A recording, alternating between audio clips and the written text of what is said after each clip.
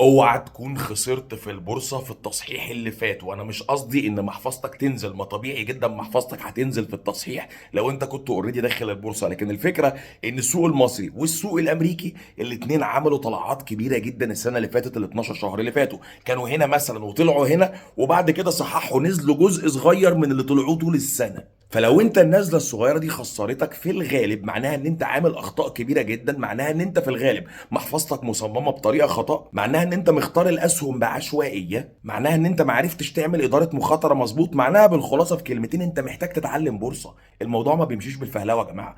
عايز تتعلم؟ عندك جروب تعليمي مجاني في الصفحه الرئيسيه في القناه، هيديك نقطه البدايه في التعليم. انا محمد فاروق بقالي 21 سنه في المجال ده، انا افهم ان شخص خسر والسوق بينزل ممكن ساعتها اعديها لك، لكن الفكره ان ده كمان يحصل في سوق صاعد. طب عملتها ازاي؟ فهمني يا جماعه، الموضوع ده ما فيهوش هزار. عايز تتعلم بورصه؟ هتلاقي جروب تعليمي مجاني في الصفحه الرئيسيه في القناه.